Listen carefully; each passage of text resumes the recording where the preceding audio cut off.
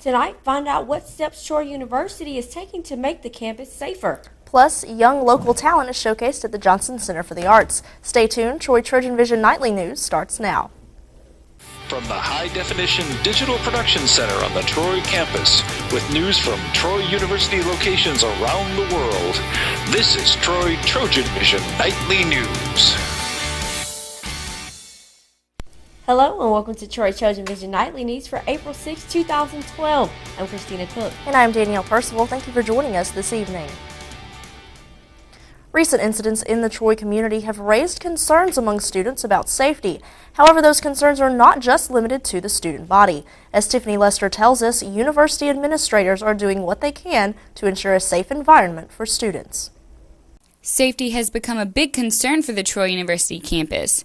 After a pair of off-campus sexual assaults and an on-campus armed robbery, the university is trying to reinforce safety measures on campus, but one of the first things they want to make sure of, especially after rumors of additional assaults appeared on social media this week, is that students are well informed about what's going on. We're going to make sure that if anything else happens, the students are the first to know. We're going to put the message out that something else has occurred, just so the students are aware. So if it's not coming from the university police, there's a good chance that they just need to push it aside because it's not going to be true. The rumors need to stop, and we're going to put out the facts as soon as anything is reported.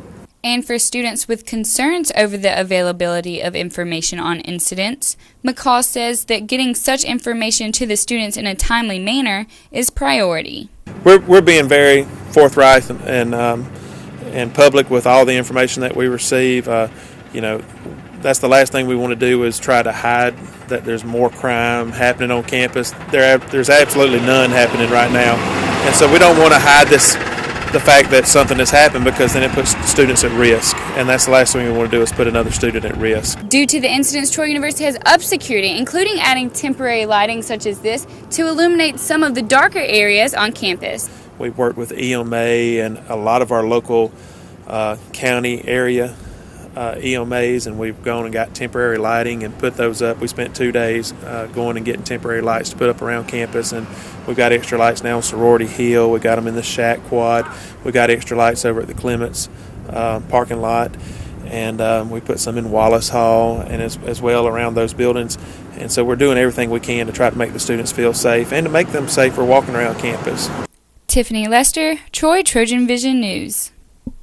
There is a $25,000 reward to anyone who has information leading to the arrest and conviction of the person or persons responsible for the 2 sexual assaults that occurred at Hunters Mountain Mobile Home Park on March 26th. Anyone with information is encouraged to contact the Troy Police at 566-0500 or the Secret Witness Line at 566-5555. Students have the chance to see artwork in the Malone Art Gallery throughout the school year, but the opportunity to interact with the person responsible for the work doesn't happen every day, as Dustin Carroll showed that chance last night. For the month of April, sculptor John Powers will be displaying his kinetic assemblages at the Malone Art Gallery. Greg Skaggs, Associate Professor of Art Design at Troy University, tells us having a variety of artists work with different talents is good for the students to see. We try to bring in 2 to 3 professional artists per semester, and we try to vary their discipline, their media of choice, whether it's sculpture, painting, ceramics, textile, and that way the students have an array of media to look at. Powers says the work on display is dealing with ideas he's been researching. The work that's here for the show is kind of a survey, really, of I guess the things I'm exploring. The 3 kinetic pieces all kind of deal in their own way with these ideas of motion, pairing of motion and sound, and how that can color interpretation by the viewer. The assistant professor of art at UAB had one piece on display that he called Field of Reeds. There really are kind of 3 ideas that were intersecting in that piece. To try and be brief, one was having grown up in the Midwest, and this idea of fields of grain, and the sort of beauty of those open spaces. There's set of sort of Japanese myths, these stories about Bodhisattva Kana and cycle of reincarnation, and really the number 1,000 is what I was drawing from that myth. This idea that 1,000 is this number that is referential towards infinity. Dustin, Carroll, Troy, TrojanVision News. Again, the exhibit will be on display through the month of April. But that wasn't the only artwork going on in Troy, Danielle. That's right, Christina. The Johnson Center for the Arts has another unique exhibit that not only showcases local talent, but also has a competitive edge. Courtney Steele gives us a look. The walls of the Johnson Center for the Arts are filled with vibrant artwork as they display the newest exhibit. However, the artists of these masterpieces may be a little younger than you might expect. This is the Troy Fest Student Art Competition exhibit, and this is a competition for city and county school students to submit their artwork for competition. Certain teachers from the different schools allowed their students to make pieces to be submitted into this exhibit. There is an array of different types and styles of artwork, including drawings, photography, and digital images. They all use various materials as well. The students use all different kind of mediums. In second grade, they may just use crayons, all the way up to high school. They're using paint and three-dimensional materials. And when people come to see the Troy Fest Student Art exhibit, they can also see the work of another talented student. There's also, in conjunction with this exhibit, the Jean Lake Memorial Scholarship, and where one student wins a scholarship from the Troy Arts Council, and this year the winner was Thomas Granning. Drinkard said the students will find out the winners of the competition on Saturday, April 28th during Troy Fest. She also encourages everyone to come out and see the exhibit. The exhibit is open now until Troy Fest on Sunday, April 29th. Will be open on that Sunday as well for parents, grandparents, and community members to come see this artwork. Courtney Steele, Troy. And again, the winners will be announced at Troy Fest on Saturday, April 28th, and the exhibit will be on display until April 29th. And now taking a look at news from around the state. In Montgomery, Governor Robert Bentley says legislation proposing revisions to Alabama's immigration law doesn't change the essence of the law. He says the legislation proposed Thursday by Republican Representative Mickey Hammond would make the law more effective and enforceable. In Gadsden, an Etowah County man is facing possible life imprisonment after being convicted on charges of sexually abusing 4 young girls he promised to take to church. Thomas Russell Riley of Gadsden was convicted Thursday on charges of rape and sexual abuse.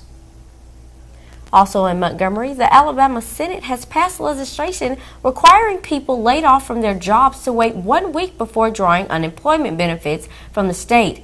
Unemployed workers now drawing benefits have a 1-week break in benefits after their 13th week out of work. Still to come on TrojanVision Nightly News, we finally made it to the weekend, and that means Trojan sports are back in action. Dustin Carroll will be in with the details of another action-packed weekend when he joins us with sports.